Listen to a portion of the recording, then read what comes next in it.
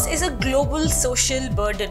Currently, the most cost-effective approach to prevent an hearing loss is either an early screening or the identification of the cause. Now, hence the early identification of hearing loss, which is missed by newborn hearing screening tests in the neonatal intensive care unit, is very crucial. Little is known regarding the use of genetic sequencing, which is combined with the newborn hearing screening programs for the screening of hearing loss in those newborns who stayed in the NICU. Now, so the question here is the expanded genomic sequencing, when combined with the hearing screening, associated with the detection of hearing loss?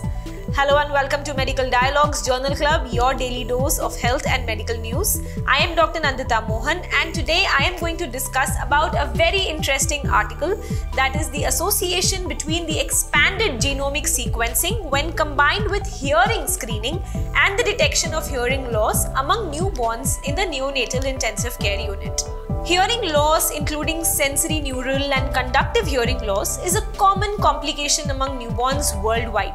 The incidence is estimated to be from 0.1% to 0.3% among healthy babies and increases to 2% to 4% among patients who have been admitted to the NICU. Now, previous studies have indicated that hearing loss among the newborns in the NICU was associated not only with clinical risk factors but also with various genetic disorders.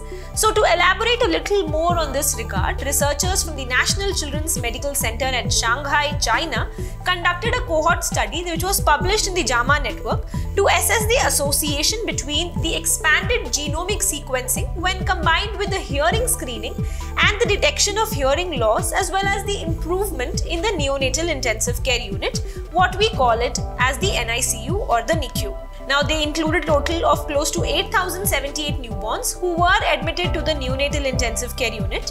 A hearing screening test and the expanded genomic sequencing were administered to each the patient which were included.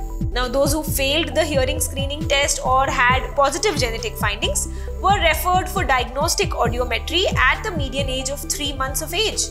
The primary outcome of the study was hearing loss, which was missed by hearing screening test.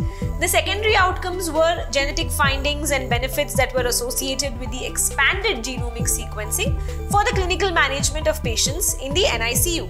The results of the study showed that the expanded genomic sequencing, when combined with the hearing screening, was associated with a 15.6% increase in cases who were diagnosed hearing loss that were missed by the hearing screening initially.